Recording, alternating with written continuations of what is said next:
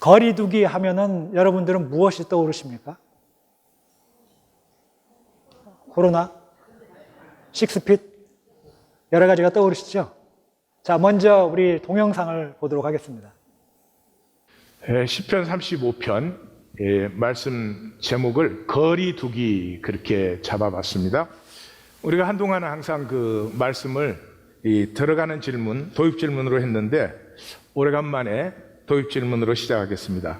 삶에서 가장 안타까운 것은 삶이 안타까운 거죠. 뭐 자녀도 다 기르고 나면은 좀 더 잘 기를 것을, 부모님한테도 이제 떠나가신 지 시간이 흐를수록 왜 효도하지 않았을까 안타까워지고, 여러분들 나중에 목회자한테도 더 잘해줄 걸. 벌써 이학권 성도님이 보고 싶으시죠? 아니에요? 이처럼 그때 시편 35편의 제목이 거리두기였는데 이때 말씀이 거리두기에 대해서 말씀을 하셨습니다. 그런데 2020년 팬데믹이 터지고는 온 세상이 거리두기를 하며 살았습니다. 그래서 저는 이학권 성도님이 예언의 은사가 있으심을 이 영상을 다시 보고 깨달았고, 또 한 가지 더는 저희는 이미 10여 년 전부터 양자 역학에 대해서 나누고 있었습니다. 그런데 세상은 작년 2022년에야 이 양자 역학의 얽힘을 증명하고는 프랑스, 미국, 오스트리아 교수 3분이 공동으로 노벨 물리학상을 받으셨습니다. 이걸 보고 저는 우리 교회가 세상을 앞서가는 교회라는 걸 알 수가 있었습니다. 동의하시죠? 감사합니다. 저는 오늘 말씀의 전체적인 제목을 거리두기보다 한 차원 높은 들림으로 잡아보았습니다. 그리고 도입 질문은 이학권 성도님의 질문과 동일하게 다시 한번 우리 자신에게 삶에서 가장 안타까운 것은 무엇인가? 라고 던져봅니다. 자, 본문에 들어가기 전에 먼저 2가지의 꽃사진을 보실 텐데, 먼저 첫 번째 꽃사진을 보시겠습니다. 자세히 좀 봐주시기 바랍니다.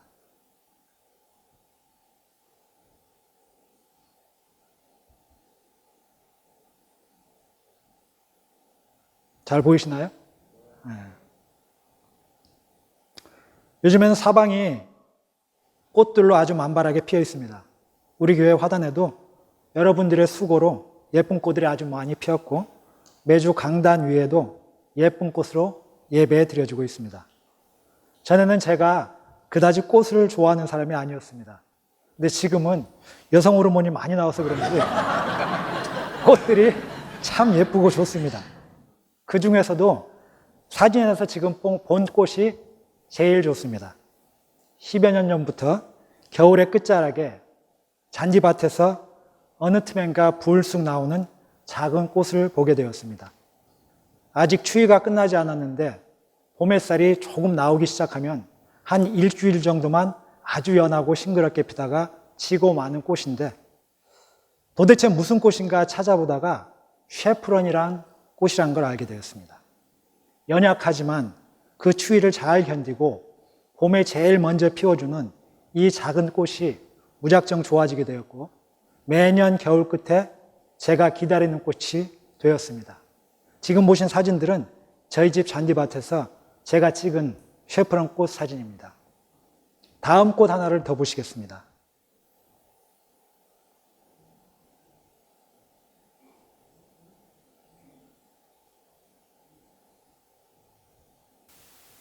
먼저 꽃이 무슨 꽃인지를 제가 찾다가 알게 된 꽃인데, 한국말로는 눈풀꽃, 영어로는 갈란투스, 별명으로는 스노우드롭이라고 한답니다. 꽃피는 시기가 입춘 전 1월로 식물 중에 제일 빠릅니다. 아까 본 쉐프론보다도 더 빠릅니다. 꽃말은 희망, 위로, 반가운 소식. 저 사진을 보면서 어떻게 저 추위에서, 저 얼음 속에서 저런 아름다운 꽃을 피울 수 있었을까라는 생각이 들었습니다. 저는 약 3주 전에 집안에서 키우던 식물을 이젠 봄이다 싶어가지고 밖에 내놓았는데 하루 잠깐 추운 날 다 얼어 죽어 버렸습니다. 이렇게 온실꽃은 하루만 추워도 그 고난에 얼어 죽어 버리는데 이 자연의 꽃은 이렇게 아름답게 필 수가 있구나라는 경이로움까지 저에게 들었습니다.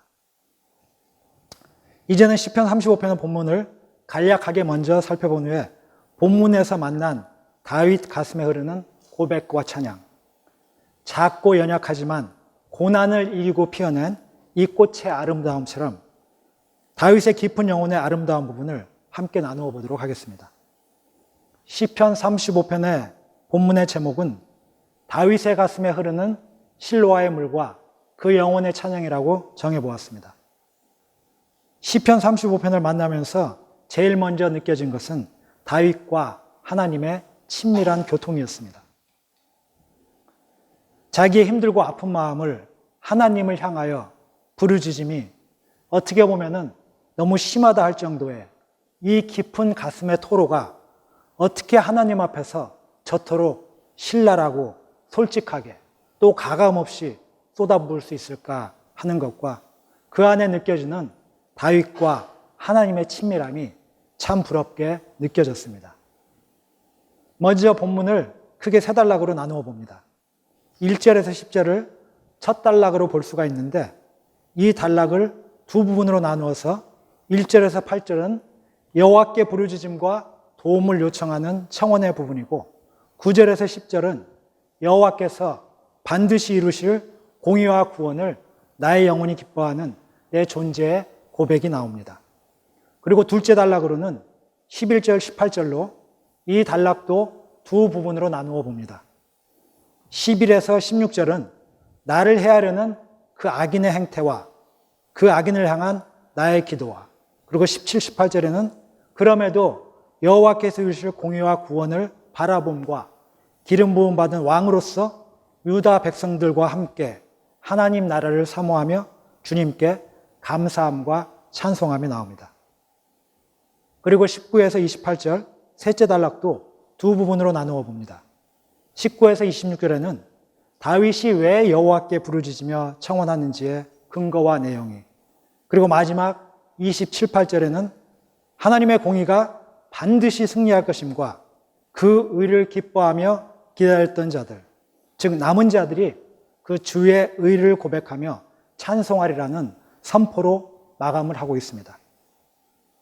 이 전체 세 단락의 전반부에는 지금 다윗을 둘러싼 사면초가 같은 상황에 대하여 하나님께 부르짖으며 악인에 대한 기소를 청원하지만 세 단락 후반부에서는 동일하게 하나님께서 결국 이루실 공의와 구원에 대한 기쁨과 감사와 찬송으로 마감을 하고 있습니다. 전체적인 본문의 아웃라인으로는 첫째, 다윗을 둘러싼 모든 상황들, 다윗을 그렇게도 죽이려 하는 사울과 북지파의 거짓 공격들, 여기서 잠깐 사무엘상 19장에서 사무엘하 2장에 나오는 다윗의 도피 생활을 통하여서 그를 둘러싼 역사적 정황을 좀 살펴보겠습니다. 다윗을 피하여 근 10여 년의 다윗의 도피 생활의 시작이 제일 먼저 사무엘 선지자가 있는 라마로 도피하여서 사무엘과 함께 나윗에서 거하였으며 그 다음에는 베냐민 지파의 성읍이자 사울의 고향인 기브아에 있는 요나단을 찾아가서 마지막으로 사울의 의중을 확인하고자 했고, 그 후에는 제사장들의 성읍 노브로 가서 아히멜렉을 만나 진설병을 먹고 골리앗의 칼을 받게 되는데, 이 일 때문에 후에 다윗을 죽이기에 혈안이 된 사울은 에돔인 도액을 통하여 다윗을 도와주었다는 이유로 아히멜렉을 포함한 노베 제사장 85명과 그 집안을 몰살하는 피 흘림의 만행을 저지르게 됩니다. 그리고 이후에는 블레셋, 가드, 아기스 왕에게로, 그런데 그들이 다윗임을 알아보고 죽이려 하자 미친 척하여 그 순간을 모면하며 도망하게 되고, 그 다음엔 다윗의 가족을 비롯한 환난당한 자, 빚진 자, 마음이 원통한 자들이 함께 모이는 아둘람불로 도망하게 되는데, 그와 함께 모인 자가 400명가량 되었다고 나옵니다. 아마도 이때가 다윗의 가슴에 가난한 자, 궁핍한 자의 가슴과 온전히 하나 되었던 시간이 아니었을까라고 상상도 해봅니다. 그리고 또 모압 땅으로 헤렛으로 피신하게 됩니다. 그리고 블레셋 사람들이 유다 땅 그일라를 공격하여 식량을 약탈했다는 소식을 듣고 그일라로 가서 블레셋 사람들에서 그일라를 구해주지만은 사울의 보복을 두려워하는 사람들의 밀고로 십황무지로 가게 되는데 여기서 요나단을 마지막으로 만나게 되며 또 마온 황무지로 엔게디 동굴로 도망하게 됩니다. 여러분들이 아시다시피 이 엔게디 동굴에서 다윗은 사울을 죽일 수 있는 절호의 기회를 얻지만은 사울을 죽이지 않고 사울의 악을 선으로 대하며 여호와께 온전히 맡기는 다윗의 모습을 보여줍니다. 그리고는 그 후 바란 광야로 또 갈멜로 십황무지로 가게 되는데 여기서도 10사람이 다윗이 십황무지 하길라산에 숨어 있음을 밀고함으로 자기를 추격하러 온 사울의 진영에서 밤에 그를 죽일 기회를 얻게 되지만은 또 다윗은 사울의 악을 선으로 대하며 철저히 여호와께 맡기는 모습을 다시 한번 보여줍니다. 그리고 다시금 두 번째로 블레셋 가드 땅으로 그리고 아기스 왕이 다윗의 거처로 허락한 시글락으로 이때 시글락에서 아말렉 족속의 침공으로 시글락이 크게 약탈을 당하지만 다윗이 그들을 추격하여서 쳐부순 후에 전리품을 취하여 전장에 내려갔던 자의 분깃이나 소유물 곁에 머물렀던 자의 분깃을 동일하게 분배하여서 다윗이 이것으로 이스라엘의 율례와 규례로 삼았으며 그리고 그 후 사울의 죽음 후에도 계속된 북지파의 공격, 통일 왕국의 이스라엘 왕이 되기까지의 이 험난한 여정, 광야 생활의 어려움과 두려움, 극심한 고난, 수없는 좌절, 그리고 동족들의 밀고와 배신, 그리고 본문에서 얘기한 것처럼 다윗의 선을 악으로 갚는 그러한 상황들 속에서의 다윗 영혼의 외로운 여정들, 그리고 왕이 된 후에도 자식들의 암투와 반란의 시간까지 이 모든 것들이 다윗을 둘러싼 상황이었을 것입니다. 그렇지만 다윗은 지금 당장 눈앞에 놓인 상황의 해결이 아닌 하나님의 주권을, 하나님의 이루실 섭리를, 실로아의 천천히 흐르는 물을 믿고 바라고 기다리는 다윗의 가슴을 만날 수 있습니다. 그리고 본문 안에는 그 바라봄이 이제 이루어짐이, 아니 내 영혼에 확정되었기에 이미 이루어짐을 나와 함께 하시는 임마누엘의 하나님을 감사하며 찬송합니다. 그리고 마지막으로는 하나님의 공의가 이루어지는 하나님 나라가 임하시는 나만이 아닌 우리가 함께 그 의와 그 나라를 기뻐 찬송하리이다의 희년적 비전으로 마감을 합니다. 그럼 이제 시편 35편 본문을 좀 자세히 살펴보도록 하겠습니다. 먼저 1절에서 3절은 시작이 여호와여, 어린아이가 어디서 맞고 와서 화가 잔뜩 나서 씩씩거리며 아빠라고 부르듯이 그 긴박하고 다급한 부르짖음, 다투시고 싸우시고 잡으시고 일어나시고 도우시고 막으시고 이르소서, 사역동사가 7개나 쭉 나열되며 주님이 하시옵소서라고 하면서 다윗이 정말 여호와께 듣고 싶은 말, 나는 내 구원이다라는 사랑하는 하나님의 고백을 듣고 싶은 다윗. 지금 긴박한 상황에 긴급한 주의 도움과 함께 주님이 나의 구원임을 확증하소서라고 요청을 합니다. 그리고 4에서 8절은 이 부분은 오직 힘만을 의뢰하는 악인들, 그들을 멸망케 하소서라고 하는 시편 35편의 중심 청원 부분입니다. 내 생명을 찾는 자들, 나를 상해하려는 하는 자들, 밑절에서는 다 그들로 받고 있습니다. 그들 수치 낭패당하게 하소서, 그들 바람 앞에 겨와 같게 하시고, 바람 앞에 겨는 악인의 표상이죠. 그들 몰아내시고, 그들의 길 어둡고 미끄럽게 하시며 뒤쫓으시고, 그들이 까닭없이 그물과 함정을 팠으며 그들이 숨긴 그물에 그들이 잡히게 하소서라고 청원하면서 총체적으로는 여호와의 천사가 그들을 몰아내고 뒤쫓아 멸망케 하소서라고 하며 주님이 하시옵소서, 주님이 나를 도우소서 철저하게 주님만을 의뢰합니다. 다윗이 엔게디 동굴과 십광야에서 사울을 죽일 기회가 있었지만은 온전히 주님께 맡겼던 것처럼 9절 10절은 시편 35편의 중심 주제 구절이라고 할 수 있는데 내 영혼, 내 모든 뼈가 우리 시편 139편에서 우리가 이미 보았듯이 내 형질이 이루어지기 전에 이미 주가 지으신 내 존재 자체가 여호와를 즐거워하며 이루실 구원을 기뻐합니다. 왜냐하면은 여호와는 이 원수 악인들, 강한 자와 노력하는 자들로부터 가난한 자와 궁핍한 자를 건지시는 이이시기 때문입니다. 어떻게 보면은 윗부분과는 전혀 상반되는 것처럼 느껴질 수 있지만은 다윗의 부르짖음과 그 청원의 깊은 가슴 속에는 이미 주님이 이루실 섭리를, 구원을 바라보며 찬양을 하고 있습니다. 여기서 우리는 희년적 비전으로 하나님의 가슴과 함께 흐르는 다윗의 가슴을 만나볼 수가 있습니다. 이제 두 번째 단락의 전반부인 11절에서 16절에는 다윗의 가슴은 악인일지라도 그 영혼에 대한 안타까움은 나의 일처럼 내 아픔처럼 기도합니다. 그러나 그들의 악한 행태는 주님께 신랄하게 고발합니다. 시편 1편에 나오듯이 무릇 여호와께서 의인의 길은 인정하시지만 악인들의 길은 망하리라고 하신 것처럼 악인의 귀결은 멸망입니다. 그리고 17, 18절 주여 어느 때까지 관망하시려나이까 어느 때까지이니까 이 물음의 깊이에는 결국 이루실 공의와 구원에 대한 깊은 신뢰와 믿음이 들어가 있는 것으로 이 아픔을 언제까지 허용하실 겁니까? 라고 하며 이루실, 건져주실 구원을 바라보며 기다리고 있습니다.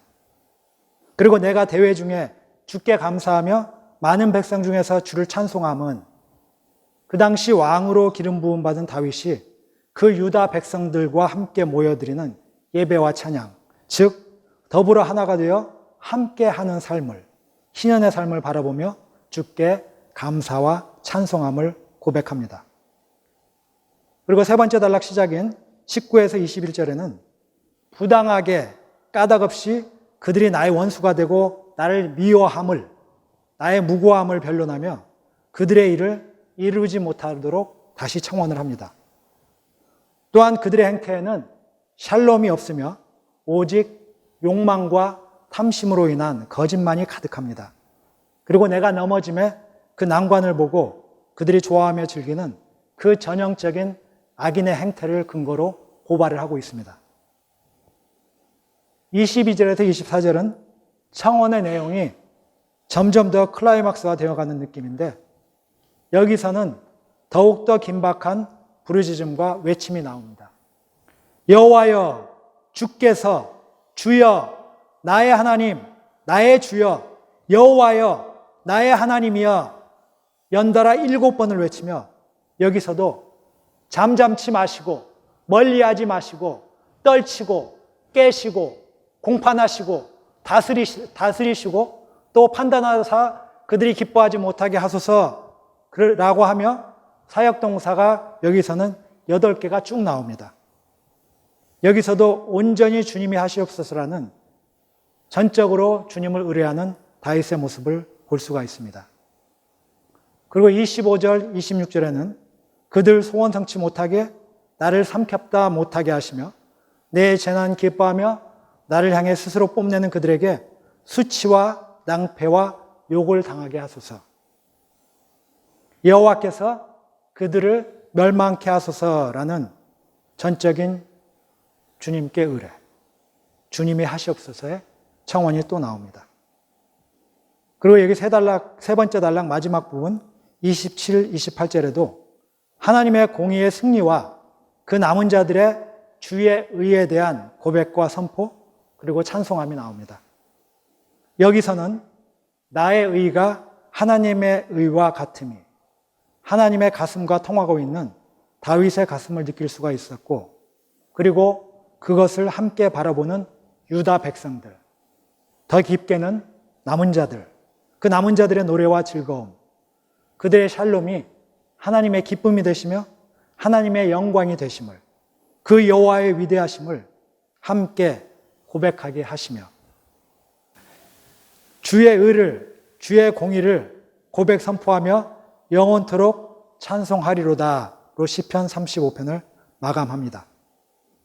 다윗이 이 세 단락 모두 탄원과 청원으로 시작을 했지만은 단락 끝마다 감사와 찬송으로 끝을 맺음을 만날 수가 있습니다. 자, 그럼 지금부터는 이 본문의 중심 주제 안에 깊이 흐르는 다윗의 가슴을 만나보겠습니다. 9절과 10절에서 내 영혼이 내 모든 뼈가 여호와는 가난한 자를 그보다 강한 자에게서, 가난하고 궁핍한 자를 노력하는 자에게서 건지시는 이심을 선포합니다. 가난한 자, 궁핍한 자 하면 여러분들은 무엇이 떠오르십니까? 차 타고 오다가 우리 와이프랑 얘기하니까 우크라이나, 아프리카 뭐 이렇게 얘기를 하시더라고. 이사야 35장의 꿈, 하나님 나라, 이 땅의 모든 억눌렸던 자들, 아픈 자들이 보상받고 회복되며 함께 누리게 되는 이 희년적 비전, 지난주에 우리가 함께 나누었습니다. 그 희년적 비전, 더불어 함께 살기가 떠오릅니다. 희년적 비전은 성경의 중심입니다. 그래서 성경의 두 축으로 구약에서는 한나의 기도에 가난한 자, 빈궁한 자를 세우시는 하나님, 신약에서는 마리아의 기도에 비천한 자, 줄인 자를 높이시는 하나님, 중심에는 하나님 나라의 반전, 그 하나님의 가슴이 바로 희년의 가슴입니다. 그럼 이제 희년의 가슴인 더불어 살기를 나누어 봅니다. 여기에서 예수님을 만나고 39년의 일생을 주님께 바친 인도의 성자 썬다싱의 일화를 하나 나누어 보겠습니다. 여러 예화를 제가 영상으로 준비했었는데 저작권 문제와 송출에 문제가 생긴다고 해서 별 수 없이 제 목소리로 읽어드리겠습니다. 만 30살이 된 썬다는 1919년 7월 초에 또다시 10번째로 티베트에 들어갔다. 이 여행에서 하루 평균 40리 정도를 걸으면서 9월 말까지 48곳을 전도했다. 그의 티베트에는 큰 눈이 내렸고 9월 말이 되자 길이 열고 산천은 눈 속에 쌓여서 전도하기에 여간 어려운 형편이 아니었다. 어느 날 앙케트 쪽으로 가는 중에 티베트인 한 사람과 동행하게 되었다. 그들은 앞을 분간할 수 없는 눈보라와 발이 푹푹 빠지는 눈길을 함께 걷고 있었다. 사력을 다해 걷고 있는 중이었는데 길에서 약 10m나 떨어진 가파른 비탈 쪽에 쓰러져 웅크리고 있는 사람이 눈에 들어왔다. 썬다는 동행에게 얼어 죽어가고 있는 저 사람을 구조하여 업고 가자고 말했다. 그랬더니 그는 그러다가는 우리도 얼어 죽겠소, 나는 살아야겠소 하면서 매정하게 혼자 가버리는 것이었다. 썬다는 비탈을 조심스럽게 더듬어 내려가서 아직 살아있긴 했으나 넘어져 다친 데다 거의 얼어 죽어가는 그를 끌어올렸다. 업었다가 안았다가 넘어졌다 일어섰다 하면서 가까스로 고갯마루에 거의 다다랐을 때 또 하나의 동사체가 나타났다. 그는 바로 몇 시간 전 자기만 살겠다고 먼저 가버린 사람이었다. 이미 꽁꽁 얼어 죽어 있었다. 썬다와 등에 업힌 사람은 밀착되어 서로의 열기로 인하여 체온이 내려가지 않아 살았는데 혼자만 목숨을 건지겠다고 앞서가던 동행자는 혼자만의 체온으로 버틸 수가 없어 결국 목숨을 잃고 말았다. 이 장면을 목격한 썬다는 문득 다음 성경 말씀이 머리에 떠올랐다.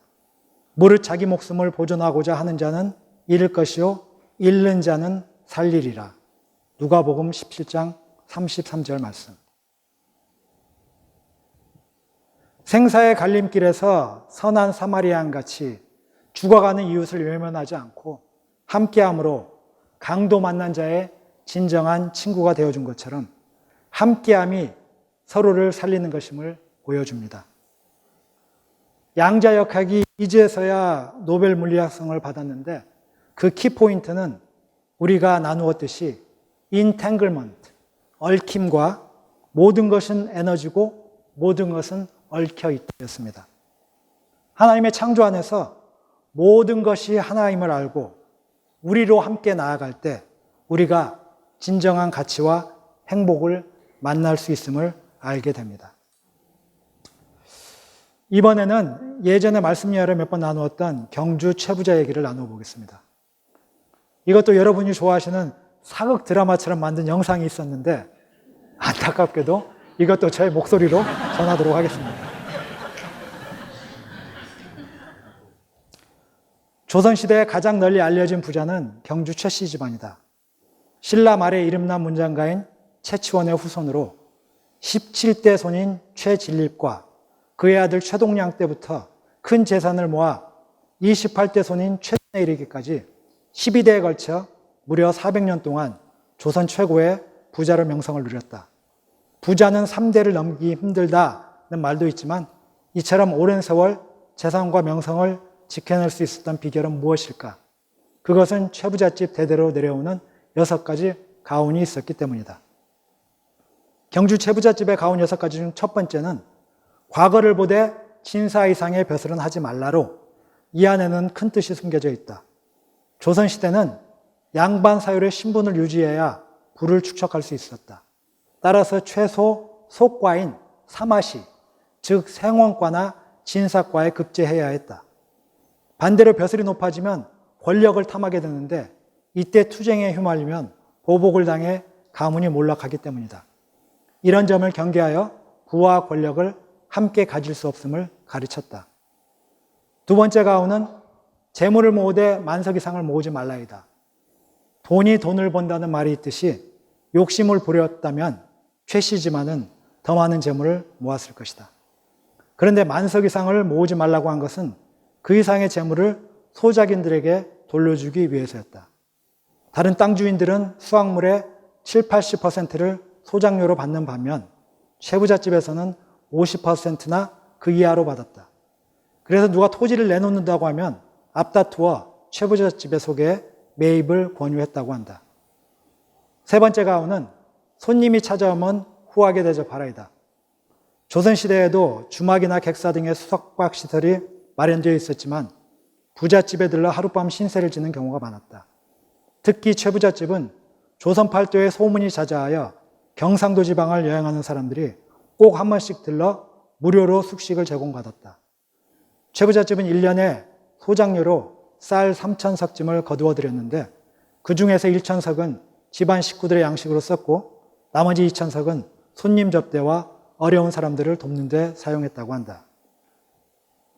네 번째 가훈은 흉년에는 땅을 사지 말라이다.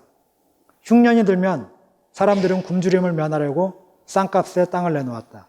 심지어 쌀 한 마리도 논 한 마지기를 넘기는 경우도 있었는데 부자들은 이때가 재산을 늘리기 좋은 기회라고 하며 헐값에 땅을 사들였다. 그러나 최부잣집에서는 이를 사람의 도리가 아니라며 철저히 금했다. 남의 약점을 이용해 재산을 늘리면 원한을 사게 된다고 생각했던 것이다. 그리고 흉년이 들었을 때는 과감히 곡간을 헐고 이웃과 나누었다. 풍년의 기쁨과 함께 흉년의 아픔 또한 이웃과 함께하는 더불어 사는 공동의식이 있었다. 다섯 번째 가훈은 며느리들은 시집 온 뒤 3년 동안 무명옷을 입어라이다. 최부잣집 사람들은 근검전략 정신이 투철했다. 그래서 보릿고개 때에는 쌀밥을 지어 먹지 않았고 은수저도 사용하지 않았다. 또한 집안 살림을 맡은 여자들에겐 근검전략 정신이 몸에 배도록 철저히 교육하였고 시집 온 며느리에게는 3년 동안 무명옷을 입었다. 집안이 넉넉하였지만 먹고 입는 것은 겨우 필요한 것만 구할 뿐이었다. 마지막 6번째 가훈은 사방 백리 안에 굶어 죽는 사람이 없게 하라. 최부잣집에서는 손님을 대접하는 것 이외에도 어려운 사람들을 돕는 일에 앞장섰다. 사방 백리 안의 사람들을 고향 사람으로 보아 거두어 보살폈다. 그리고 사람들이 어렵고 급한 사정으로 담보 잡힌 문서는 다 태워버리고 묻지 않으며 갚을 사람은 문서가 없어도 갚고 안 갚을 사람은 문서가 있어도 안 갚을 것이라 하며 그들에게 맡겼다. 이렇게 이웃들의 고통을 외면하지 않고 덕을 베풀었기에 경주 최부잣집만이 활빈당의 습격으로 피해갈 수 있었다. 자, 이들은 혼자만이 아닌 더불어 살아가는 방식을 터득하였고 이웃의 아픔을 함께 나눌 줄 아는 사람들이었기에 400년이라는 시간이 가능하지 않았을까 생각을 해봅니다. 그리고 마지막 최부자로 알려진 최주는 경주 최부잣집 28대 손인데 이때는 일제강점기였습니다. 그때 자기 재산의 200억을 독립운동에 쓰게 되며 독립 후에는 일제강점기를 겪어보니 나라를 위해 정말 필요한 것은 교육을 깨닫고 가산을 정리하여서 대구 지역의 대학교를 설립할 때 모두 기부했으며 그 대학이 지금 영남대학교라고 합니다. 그렇게 모든 재산을 사회에 환원함으로 최부잣집 이야기는 마감이 됩니다. 여러분들은 어떨 때 행복하십니까? 여러분들은 지금 행복하십니까? 자, 이번에는 하버드에서 75년 동안에 걸쳐 연구한 과연 우리의 삶에서 무엇이 우리를 행복하게 만드는가를 나누어 보겠습니다. 여기는 영상이 있습니다. 먼저 한번 보시죠. 우리의 인생을 건강하고 행복하게 만들어주는 것은 무엇일까요? 여러분들이 여러분들만의 최고의 미래를 위한다면 시간과 에너지를 어디에 쓰시겠습니까? 저희는 1980년에서 2000년대에 태어난 밀레니얼 세대에게 물어봤어요.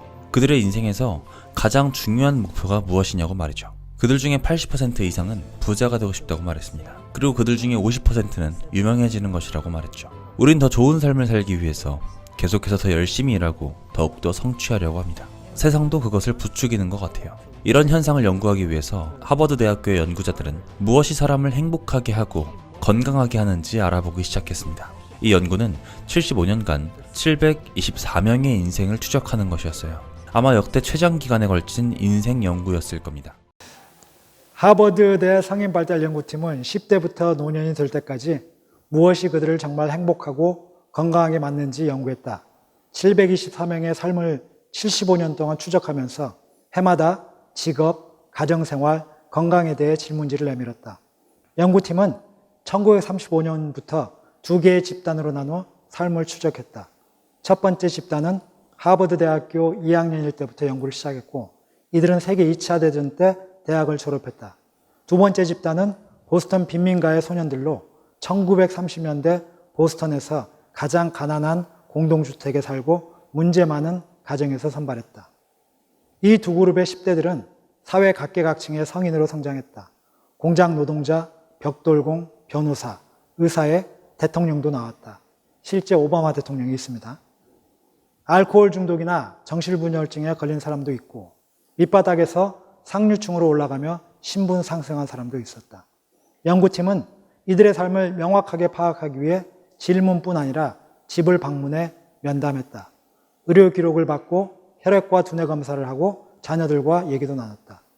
연구팀은 75년 동안 연구를 통해 얻은 메시지는 행복이 부나 명예 혹은 열심히 노력하는 데 있지 않았다. 우리를 더 행복하고 건강하게 만드는 것은 좋은 관계였다. 연구는 인간관계에 대한 세 가지 중요한 메시지를 도출했다. 첫 번째는 사회적 관계가 정말 좋은 역할을 하고 고동은 해롭다는 것이다. 가족, 친구, 공동체와의 관계가 긴밀할수록 더 행복하고 육체적으로 건강하며 더 오래 살았다. 두 번째는 친구가 얼마나 많고 공인된 관계를 갖고 있는가가 아니라 관계의 질이 중요하다는 것이다. 중년기의 콜레스테롤 수치는 노년의 인생과 관계가 없었다. 중년 콜레스테롤 없으신 분 걱정하지 마세요. 중요한 것은 얼마나 만족스러운 관계를 맺고 있느냐였다. 연구에서 50세에 사람들과 좋은 관계를 맺고 있는 사람이 80세에 가장 건강한 것으로 나타났다. 친밀하고 좋은 관계가 노화를 막는 완충제 역할을 하는 셈이다.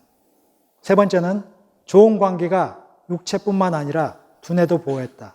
연구 결과 애착으로 단단히 연결된 관계를 가진 80대는 그렇지 않은 80대보다 더 건강했다. 많은 사람들이 잘 살기 위해 부와 명성, 성공을 이루어야 한다고 믿는다. 하지만 75년에 걸친 연구는 가족, 친구, 공동체와의 관계를 중시했을 때 가장 잘 살았다고 말한다. 자, 이 부분의 마지막 영상을 또 보시겠습니다. 친밀하고 좋은 관계가 건강과 행복에 좋다는 메시지는 옛날부터 내려오던 이야기예요. 근데 왜 이렇게 깨닫기 어려울까요? 왜 우리는 자꾸만 이 간단한 사실을 잊게 될까요? 우리는 인간이기 때문이에요. 인간은 빠른 해결책을 너무나도 좋아합니다. 즉시 손에 넣을 수 있는 것을 원하고 우리의 삶을 계속해서 행복하게 만들어줄 것을 원하죠. 사람들과 관계를 맺는 것은 때로는 골치가 아프기도 하고 복잡하기도 합니다. 그리고 가족과 친구를 열심히 챙기는 것이 그렇게 매력적이거나 멋진 일처럼 보이지도 않아요. 심지어 이것은 단기간에 끝나는 게 아니라 평생 해야 되는 일이죠. 하지만 기억해야 할 것은 75년간의 연구에서 은퇴 후에 가장 행복했던 사람들은 직장 동료와 친구가 되기 위해서 적극적으로 노력했던 사람들이었으며, 이들도 마찬가지로 지금의 밀레니얼 세대처럼 그들의 젊은 시절에는 부와 명성, 높은 성취를 추구해야만 멋진 삶을 살 수 있을 거라고 진심으로 믿었던 사람들이었습니다. 75년간의 연구는 거듭해서 보여줬어요. 가장 행복한 삶을 사는 방법은 그들이 의지할 수 있는 가족과 친구, 그리고 공동체가 있었던 사람들이었다는 것을 말이죠. 마크 트웨이는 그의 삶을 돌아보면서 이런 글을 썼습니다. 시간이 없다. 인생은 짧기 때문에. 다투고 사과하고 가슴앓이하고 해명을 요구할 시간이 없다. 오직 사랑할 시간만 있을 뿐이며 그것도 순간일 뿐이다. 다시 처음 시작에 던졌던 도입 질문으로 들어가 봅니다. 삶에서 가장 안타까운 것은 무엇인가? 저는 이 질문을 듣고 우리가 몇 주 전에 존재의 분열증에서 나눈 매트릭스의 사이퍼의 모습이 떠올랐습니다. 진실이 좋은 것 같지만 실제는 거짓이라도 내가 편하고 좋은 것을 택하고, 사이퍼가 내 안에 저항군의 기억을 지워달라고 하며 내 안에 하나님의 형상을 끊어달라고, 그러면 거짓된 현상의 자극과 쾌락을 그냥 즐길 수가 있으니까. 그 말씀을 듣고는 그 모습이 바로 내 모습이 아닐까. 지금 나도 내 삶의 쾌락과 편안함, 안전함을 추구하고 있지 않나. 의식적으로나 또 무의식적으로나. 내 안에 숨어있는 나의 모습을 만날 수 있는 시간이었습니다. 삶의 가장 안타까운 것은 사이퍼처럼 내가 나를 버리는 것, 나의 욕심 때문에 내 안에 하나님의 형상을 버리는 것입니다. 구원은 나의 나됨의 회복이고 내 자아의 통합, 영원한 나의 나됨이 이루어지는 것입니다. 그럼 나의 나됨, 내 자아의 통합을 어떻게 이루는가를 우리가 지금까지 받은 말씀들을 통해서 정리해 보았습니다. 시작할 때 도입 영상에서 보았듯이 거짓 현상에 속아 있는 우리는 과거에 붙들려서 뭐 할 걸, 뭘 하지 말 걸, 목사님께 잘해 줄 걸, 목사님은 길게 하지 말 걸 하면서 과거에 대한 우리의 원망으로 내 자신을 버립니다. 그리고 지금 현재에 있어서는 현재의 불만족과 불완전함으로 가리기, 숨기기, 아닌 척, 괜찮은 척, 보이기에 매달리며 또한 나를 버립니다. 그리고 다가올 미래에 대해서는 염려와 불안에 까봐. 요즘 한국에서는 젊은이들 사이에 까봐병이 유행한다는데 좀 안타까운 말이지만은 그럴까봐, 그렇지 않을까봐 하며 다가올 미래에 대해서는 불안과 염려 때문에 선택하여 나가지 못하며 또 내 자신을 버립니다.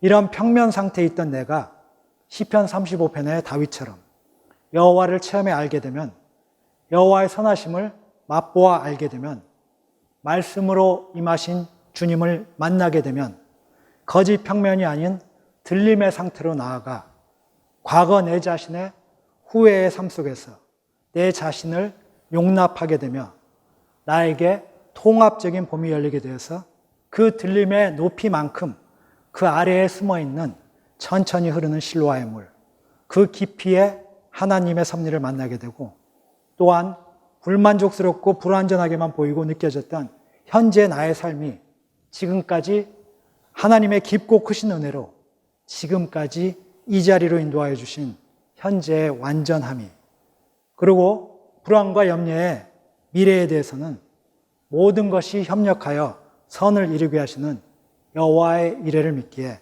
힘차고 당당하게 하나님의 형상을 피하며 나갈 수 있음을 우리가 믿게 되며 그 나의 나됨의 회복이 구원임을 우리는 말씀을 통해 이미 만났습니다. 앞에서 살펴본 75년간의 하버드 행복연구에서 함께함, 공동체가 우리에게 행복감을 준다고 했습니다. 그런데 거기서 제일 중요한 본질적인 한 가지가 빠진 것이 있는데 우리가 마태복음에서 만난 주님의 임재 안에서입니다. 하나님이 심어놓으신 우리 안의 중심의 진실 안에서 소박하고 단순하고 평범하게 서로 함께함이 예수님이 12제자와 함께 하셨듯이 주님의 임재 안에서 두세 사람이 모였을 때 그 우리됨 안에서 나의 나됨도 가능하다는 것을 만났습니다. 이제 우리는 1820 데일리 브레드의 단계로 마지막 단계로 주님이 부르셨습니다.